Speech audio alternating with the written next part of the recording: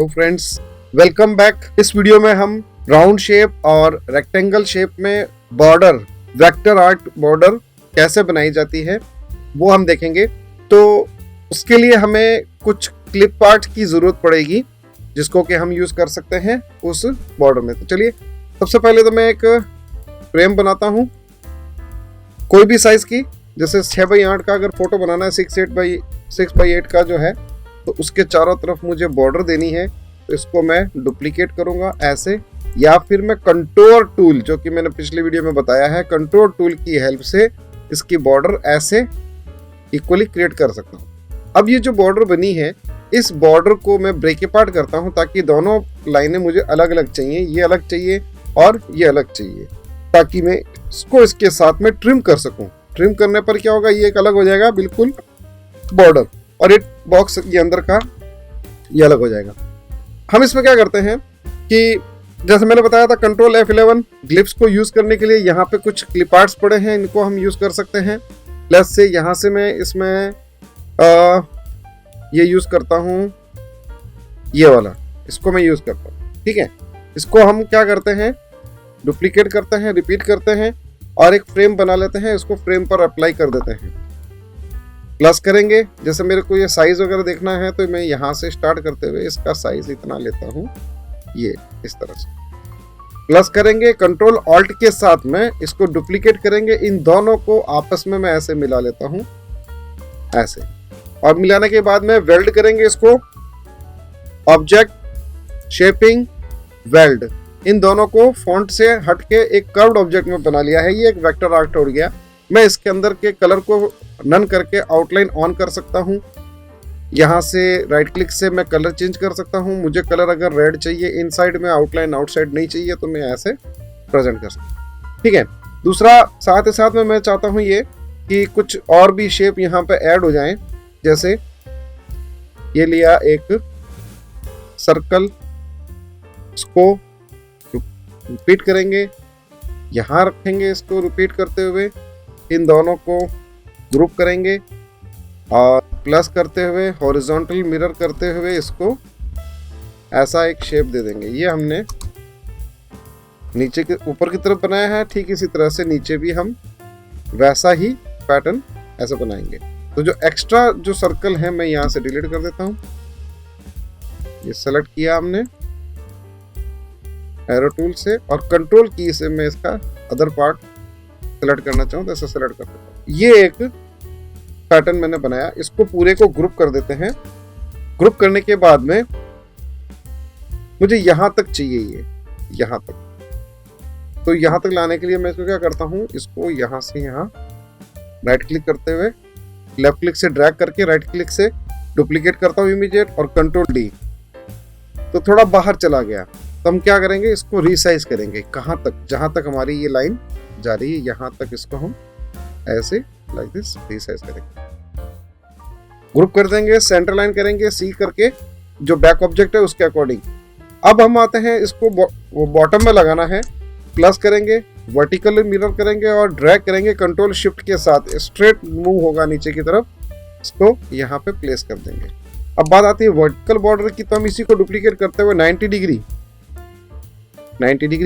Rotate करेंगे, flip करेंगे horizontal vertical, और थोड़ा सा ऐसे नज ऑफसेट की से।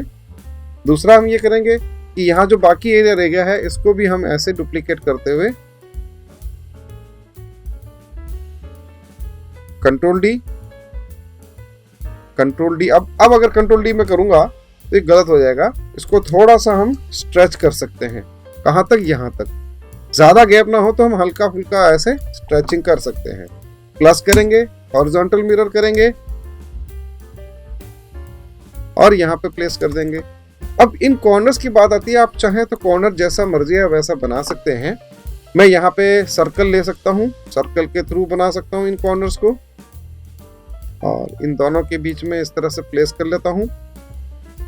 सर्कल का कलर चेंज करना चाहे कलर चेंज कर सकते हैं, इसमें कुछ वेरिएंट दिखाना चाहें इसका, मैं यहाँ पे चेंज कर लेता हूँ इसको 45, आउटलाइन नन थोड़ा बढ़ा देते हैं, plus duplicate, change colour, and scale plus करते हुए, डुप्लीकेट करते हुए ये मैंने एक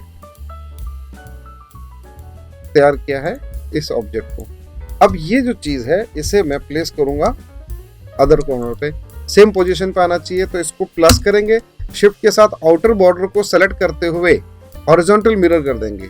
तो चूंकि बॉर्डर जो अपनी बनी हुई है, रेक्टेंगल जो शेप बना हुआ है वो सेम साइज का है, मिरर करने पर कुछ भी चेंजेस नहीं होगा, ऑब्जेक्ट भले ही मिरर होगा लेकिन वो सेम पोजीशन पे होगा। और जो दूसरा ऑब्जेक्ट हमने इसके साथ में सेलेक्ट कर रखा है वो उस अपोजिट कॉर्नर पर सेम प्लेस पर आएगा जिस प्लेस पर वो राइट साइड में है या लेफ्ट साइड में है। ठीक इसी तरह से हम बॉटम में भी ऐसा करेंगे कि इन दोनों को सेलेक्ट करेंगे, प्लस करने के बाद में आउटर बॉर्डर सेलेक्ट करते हुए शिफ्ट के साथ इसको वर्टिकल मिरर करेंगे, तो एग्जैक्ट उस पोजीशन पे ये डुप्लीकेट होते हुए प्लेस हो जाएगा।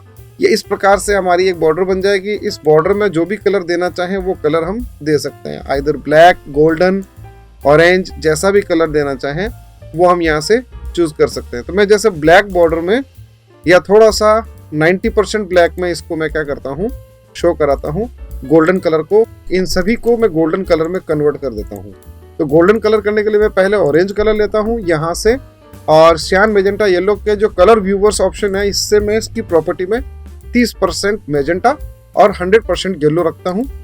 इससे एक गोल्डन कलर का फील आ जाएगा।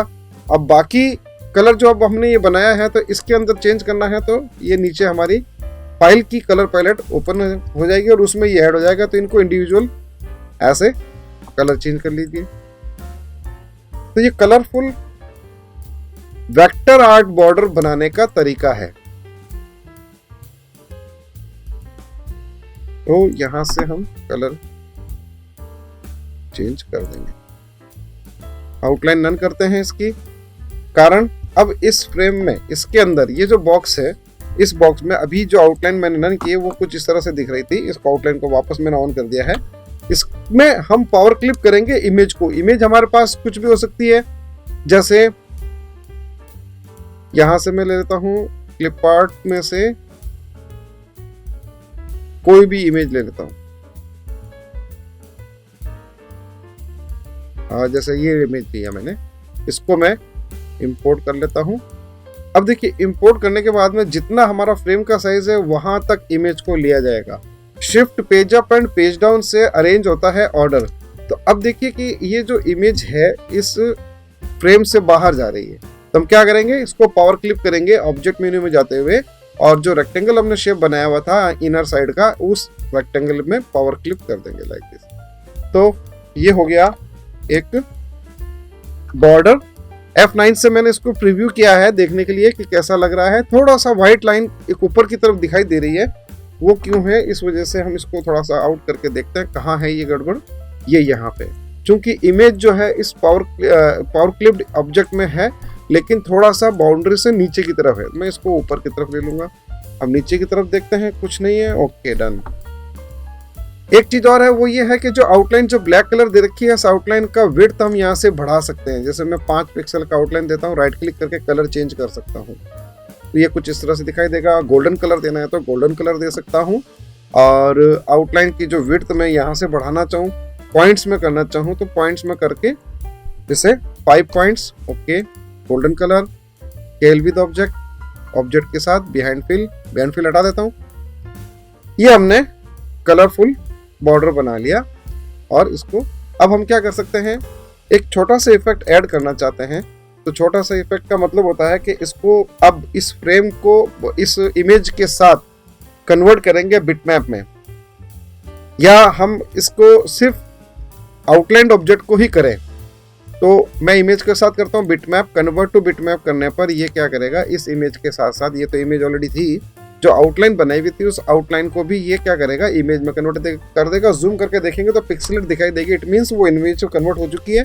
इसके पास में जो ऑब्जेक्ट बनाया हुआ है, वेक्टर आर्ट बनाया हुआ है, वो जिगजैग नहीं दिखाई देगा जूम मैक्सिमम करने पर। 4000% हमने इसको जूम किया है। तो मैं जो बताना चाह रहा हूँ वो ये बताना चाह रहा हूँ कि इसमें हम यहाँ से इसको एम्बोस्ड कर सकते हैं, उभरावा कर सकते हैं। इफेक्ट मेन्यू में जाएंगे, इफेक्ट मेन्यू में जाने के बाद हम इसको करेंगे प्लास्टिक। ये प्लास्टिक का एक इफेक्ट अप्लाई करेंगे, उसकी डेप्थ को कंट्रोल करते हुए तो अब देखिए कि कैसा कर रहा है ये। मैं इसको जूम आउट करता हूँ थोड़ा सा, इमेज भी हमें देखना है। तो चूंकि ये पूरी एक इमेज है, इस पूरी इमेज पर एक प्लास्टिक इफेक्ट अप्लाई कर देगा। इफेक्ट मेन्यू में जाएंगे, टेक्सचर में हम प्लास्टिक इफेक्ट यूज करेंगे। यहाँ पे प्रीव्यू दिखा रहा है, जैसे प्लास्टिक में रैप किया हुआ या प्लास्टिक पर पेंट किया हुआ वैसा ये इमेज शो करेगा।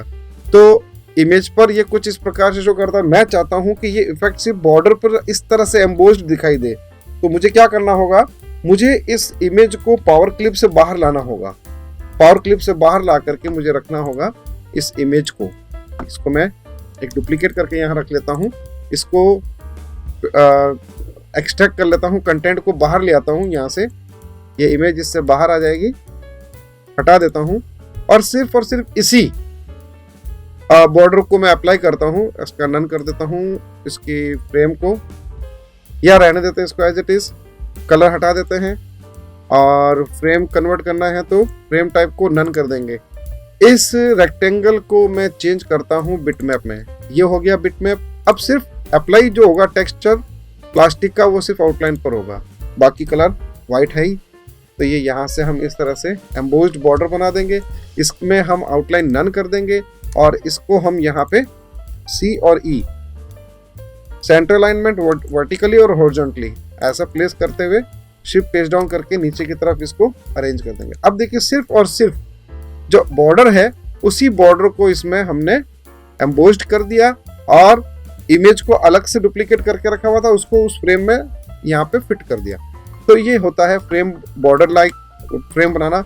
इसमें हम इन सभी को भी कर सकते हैं। जैसे ये जो ऑब्जेक्ट बना रखा है इसे भी मैं एम्बोस्ड उभार जिसे कहते हैं, उभरा हुआ एंग्रेव्ड करना चाहता हूँ, तो कन्वर्ट टू बिटमैप, ओके।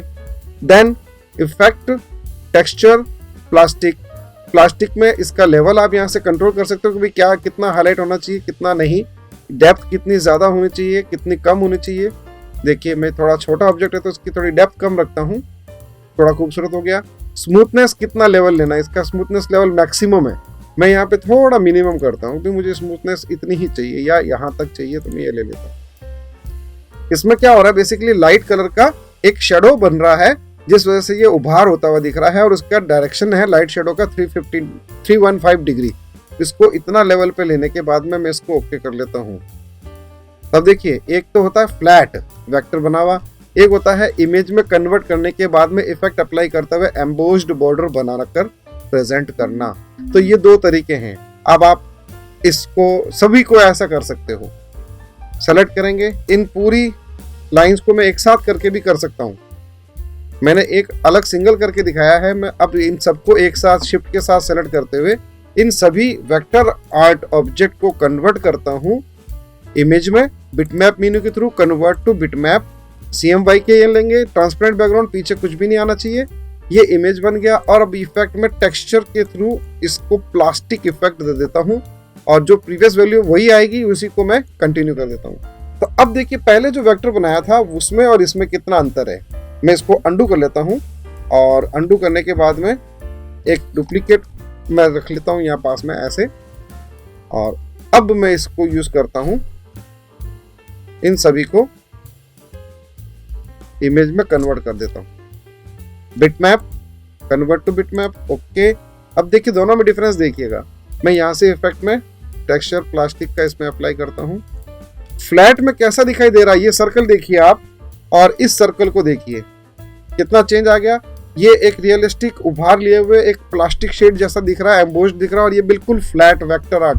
दोनों में फर्क यही है कि ये वेक्टर आर्ट है और ये अब इमेज है, और दोनों में फर्क अब क्या आ रहा है, जितना ज्यादा जूम करेंगे और वेक्टर आर्ट बिल्कुल भी पिक्सेलेट नहीं होगा, जबकि ये इमेज जो है ये पिक्सेलेट हो जाएगी। तो इसका लेवल यहाँ तक है, जो साइज हमने बनाई 6x8 इंचेस वहां तक ये बिल्कुल खराब नहीं होगी। इससे ज्यादा बड़ा अगर हम करेंगे, जूम करने पर ही हमें पता लग रहा है, तो ज्यादा बड़ा करने पर, इसकी साइज से बड़ा करने पर इसकी इमेजेस के कलर्स पिक्सेल्स हो जाते, फट जाते हैं, पिक्सेलेट हो जाती है। तो ये है रेक्टेंगुलर फ्रेम बनाना। हम यही सर्कल पर भी बना सकते हैं। जैसे हमने सर्कल लिया, ओके, इस सर्कल को मैं यहां लेता हूं। अब मुझे सर्कल मोड में दिखाना है ऐसी फ्लावर को, तो कंट्रोल F11 से ग्लिप्स ओपन करूंगा, यहां से मैं ये चीज यूज करूंगा इसको। अब वही तरीका इसी को मैं यूज कर लेता हूं, प्लस इस बार मैं इसको ऑपोजिट करता हूँ लाइक दिस, ऐसा ऑपोजिट कर लेता हूँ और इन दोनों को इस तरह से मैं मिला लेता हूँ, आपस में इतना मिला लेता हूँ। और मिलाने के लिए क्या करेंगे, वेल्ड करेंगे। ऑब्जेक्ट मेन्यू में जाके दोनों को सेलेक्ट करते हुए वेल्ड कर देंगे। वेल्ड करने के बाद में अब और भी जैसे मेरे को चेंजेस करना है तो मैं यहाँ, मेरे पास प्लेस है, स्पेस है, तो इस जगह पर मैं ये ऐड कर लेता हूँ, सेंटर लाइन कर लेता हूँ इन दोनों के, आउटलाइन नन। और भी अगर हम कहीं लिखना चाहें, देखना चाहें तो वो कर सकते हैं। मैं यहाँ ऐड कर देता हूँ थोड़ा छोटा, एक इधर और दूसरा इधर। Okay, select group. इस पूरे को ग्रुप को मैं इसके चारों तरफ राउंड शेप में अप्लाई कराना चाहता हूँ।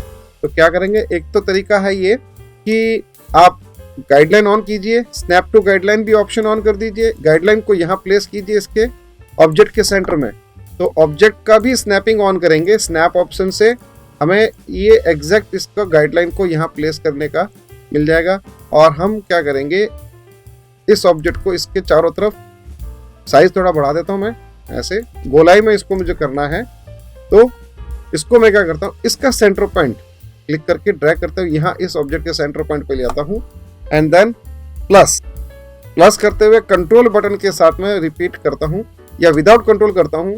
ये देखिए, अब कंट्रोल डी रिपीटेडली करते जाइए, ये राउंड शेप में बॉर्डर बन जाएगी। लेकिन एक दिक्कत है, वो ये है कि एग्जैक्ट डिग्री ना होने से लास्ट ऑब्जेक्ट के बीच में और स्टार्टिंग ऑब्जेक्ट के बीच में गैप रहेगा, मैक्सिमम गैप आएगा या ओवरलैप हो सकता है। तो क्या करें कि बिल्कुल इक्वल हो जाए, तो इसके लिए मैं क्या करता हूँ, ये मैं अंडू करता हूँ। ये तो सेंटर ऑब्जेक्ट के लिए और फिक्स डिग्री के लिए तो ठीक लगता है। जैसे कि अगर यहाँ पे सर्कल ही होता, मान लीजिए यहाँ पे सर्कल ही होता और इसको मैंने सर्कल अलाइन किया हुआ इस तरह से, इसका सेंटर पॉइंट में यहाँ प्लेस करता हूँ और एग्जैक्ट 360 डिग्री में जो डिवाइड होता है वो फिगर यहाँ पे प्लस करते हुए एंटर करता हूँ, जैसे 20 डिग्री। तो अब ये लास्ट में एग्जैक्ट उसी डिस्टेंस पर आकर फिनिश होगा। ये देख, तो यहाँ तो ठीक है, लेकिन इस तरह से वेक्टर बेस्ड ऑब्जेक्ट में जिसमें कि कॉर्नर कहीं पे भी किसी भी पोजीशन पर हो सकता है, साइज अनइवन हो सकती है, विड्थ एंड हाइट अलग अलग हो सकती है, तो उस कंडीशन में हम चाहते हैं कि इक्वल हो। तो उसके लिए हम एक और चीज करेंगे, वो ये है कि एक डिग्री डिफाइन कर लेंगे या जितना शेप का ये है।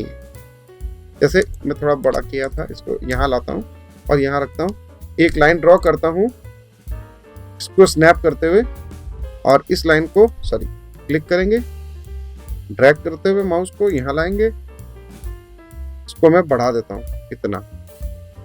इसी को प्लस करेंगे, इस सर्कल के साथ में हॉरिजॉन्टल मिरर करेंगे, ये एग्जैक्ट उस जगह पे चला जाएगा। डुप्लीकेट ऑब्जेक्ट सर्कल वहीं का वहीं रहेगा, चाहे आप 0 डिग्री कीजिए वहीं का वहीं रहेगा। ये पोजीशन पे मुझे इसको रिपीट कराना है। थोड़ा सा मैं इसको छोटा कर लेता हूँ।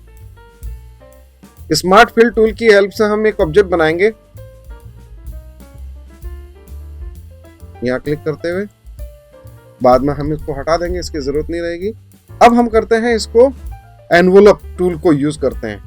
एनवलप टूल से हम क्या कर सकते हैं कि एनवलप का यहाँ से ओपन कर लेते हैं डायलॉग बॉक्स, ये एनवलप का पैलेट ओपन कर लेते हैं। ये एनवलप मुझे बनाना है, पुट्टी लाइंस रखनी है, जैसा ये शेप है इस ऑब्जेक्ट को, जैसा ये शेप है वैसा ही मुझे इसको बनाना है। अब चूंकि ये थोड़ी सी विड्थ ज्यादा है तो मैं यहाँ से इस अंदर वाले सर्कल को प्लस करते हुए थोड़ा ऊपर लाता हूँ, यहाँ लाता हूँ। मुझे एक बॉर्डर यहाँ देनी है, एक अंदर की तरफ देनी है, तो इसको अब मैं दोबारा हटा देता हूँ, इस टूल से सेलेक्ट करता हूँ। ओके, जो ये वेक्टर हमने जो बनाया है यहाँ इसमें फिट करने के लिए हम इसको करेंगे, पुट्टी ऑन करेंगे और कॉपी क्रिएट एनवलप फ्रॉम, इस ऑब्जेक्ट को ऐसा ही बना दे जैसा ये स्पेस है हमारे पास। तो देखिए थोड़ा सा कर्व आ गया इसमें, जैसा ये है वैसा। अब इसको आप नीचे लाइए, थोड़ा छोटा कीजिए हल्का सा, क्योंकि अब शेप तो वैसा आ ही गया है। ये बॉक्स हटा दीजिए, अब इसको ये लाइनें आपस में मिला लीजिए आगे।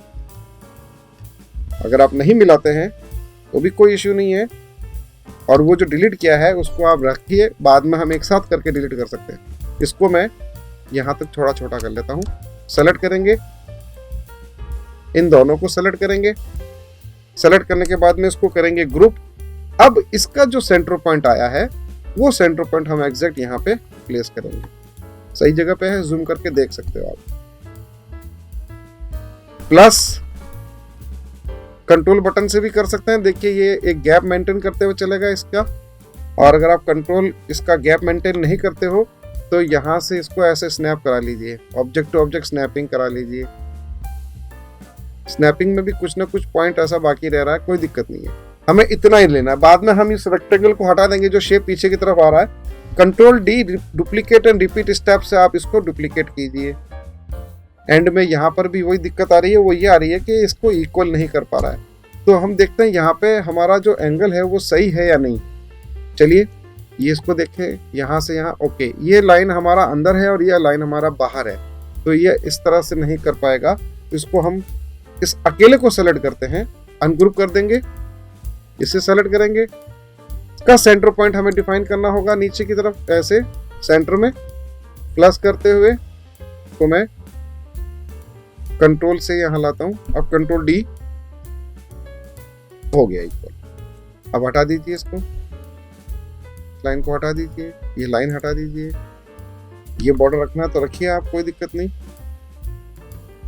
Delete and delete. अब जो नेक्स्ट लाइन जो मैंने बनाई है नीचे की तरफ, उसमें मुझे सर्कल देना है या पॉलीगॉन देना है या कोई भी क्वाड्रेंट में दे सकता हूँ। इस सर्कल अप्लाई करूंगा, बनाऊंगा, सेंटर लाइन करूंगा। इस सर्कल का जो सेंटर पॉइंट है इस आउटलाइन के सेंटर पे, इस सर्कल के सेंटर पे, आउटर सर्कल के सेंटर पे इसको प्लेस करूंगा।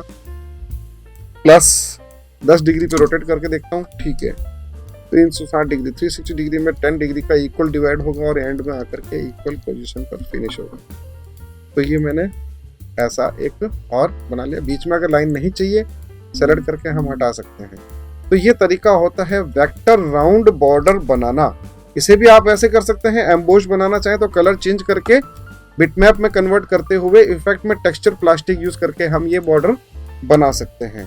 तो फ्रेंड्स ये था वेक्टर आर्ट बॉर्डर बनाकर सर्कुलर मोड में या रेक्टेंगुलर मोड में उसको प्रेजेंट करना, इमेज अप्लाई करते हुए एक फ्रेम का जो है डिजाइन तैयार करना। That's all for this video, thank you.